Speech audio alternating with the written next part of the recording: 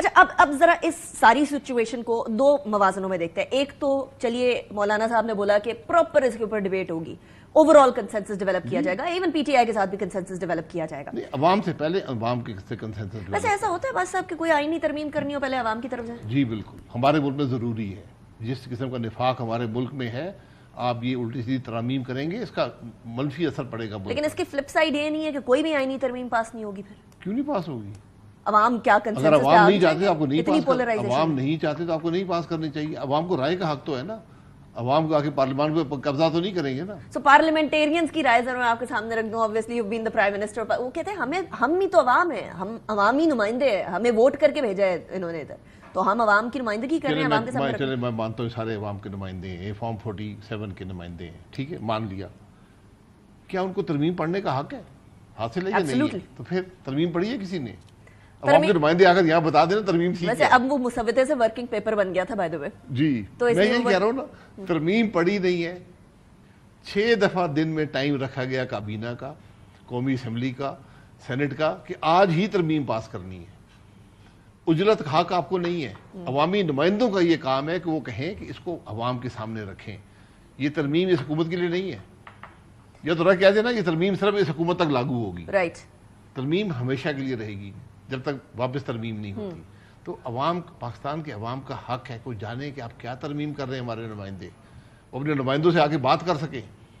خیر یہ والی جمہوریت تو کاش ہی ہوتی, یہ والی جمہوریت تو کاش ہی ہوتی کہ ہم لوگ اپنے representative senators and MPs MNAs کے پاس جا کر ان سے سوال کر سکتے ہیں. لوگ کرتے ہیں سوال, یہاں تو صرف ووٹ کے ٹائم پر نہیں سوال کوئی ہوتے ایسی ہیں. بات نہیں ہے, سوال ہوتا ہے, روز سوال ہوتا ہے. اچھا بس جو آدمی حلقے میں جاتا ہے ہر روز سوال ہوتا ہے اس سے. اب اس کو ذرا دیکھیے, وہ ڈیلے جو ہو گیا ترمیم کے اندر اور اس کے اوپر مزید مشاورت کی طرف معاملہ چلا گیا. بلاول بھٹو زرداری صاحب نے آج ایک بڑی انٹرسٹنگ سٹیٹمنٹ دی ہے. وہ کہتے ہیں اگر جے یو آئی سے مشاورت کامیاب نہیں ہوتی تو اپنے نمبر پورے کرنے کی کوشش کریں گے. پھر کیسے کریں گے پوری کوشش؟ وہ توڑیں گے, کیونکہ اس میں لکھا ہوا ہے کہ آپ جو اپنی جماعت کے خلاف آپ ووٹ دے سکتے ہیں, تو آپ کو ہم اس کے بعد کیا ہوگا, ووٹ آپ کا کاؤنٹ ہو جائے گا. 63A کے اندر جو ترمیم کی ووٹ آپ کا کاؤنٹ ہو جائے گا, لیکن اس کے بعد آپ کو جماعت نکال سکتی ہے. تو ٹھیک ہے, ہم 10-12 لوگوں سے وعدہ کر دیں گے یا تمہیں نکال دیں گے, ہم تمہیں الیکٹ کرا دیں گے, فارم 47 بھر دیں گے, تمہیں الیکٹ کرا دیں گے. یہ یعنی آپ ووٹ خرید کے عوام کی ترمیم کریں گے. تو آپ کہہ رہے ہیں کہ اگر نمبر پورے کرنے کی کوشش کرنے والی بات ہے تو پی ٹی آئی کے لوگ توڑے جائیں گے, وہ جو 41 اپوزیشن کے لوگ توڑ لیں گے نا, یہی ہوگا نا, اور تو طریقہ کوئی نہیں ہے. یہ والی بات آپ کی اس سائیڈ سے بڑی ویلیڈیٹ ہوتی ہے کہ نیشنل اسمبلی کے اسپیکر کا جو لیٹر گیا, اس کے بعد پنجاب اسمبلی, اس کے بعد سندھ اسمبلی کے اسپیکر کا جو لیٹر گیا, اس سے یہ بات کہیں ویلیڈیٹ ضرور ہوتی ہے کہ ای سی پی کو بول دیا گیا کہ بھائی یہاں ایس آئی سی ہے یا پاکستان تحریک انصاف کوئی نہیں ہے. اس پہ ریاکشن نہیں آئے گا سپریم کورٹ کا, جو کہ ہم لوگوں نے آتے ہوئے دیکھ بھی لیا کہ ریٹروسپیکٹ کے اندر کوئی قانونی ترمیم نہیں ہو سکتی. یہ عوام کا حق ہے, کس کے لیے ووٹ دیا ہے, ممبر کا کام ہے کہ بتائے میں کس کے ساتھ ہوں. یہ اسپیکر صاحب کے, اسپیکر کے معاملات نہیں ہوتے. اسپیکر ڈیسائیڈ کرے کہ یہ کون سی پارٹی میں ہے یا نہیں ہے. اسپیکر کو ہر شخص کو ڈیفینڈ کرنا ہے جو اسمبلی میں بیٹھا ہے. اگر میں کہہ رہا ہوں میں فلانی جماعت کے ساتھ ہوں, اسپیکر نے مجھے ڈیفینڈ کرنا ہے.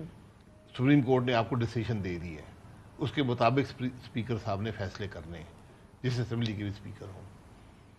سو اب کیا ہونے جا رہا ہے بس صاحب, کنسیڈرنگ کہ سپریم کورٹ ورسز پارلیمنٹ, آپ کا ملک مزید خرابی کی طرف جائے گا. اس سے زیادہ خرابی کیا ہو سکتی ہے؟ اور بھی ابھی ترمیم کریں, آپ دیکھیں کیا ہوتا ہے ملک کے اندر.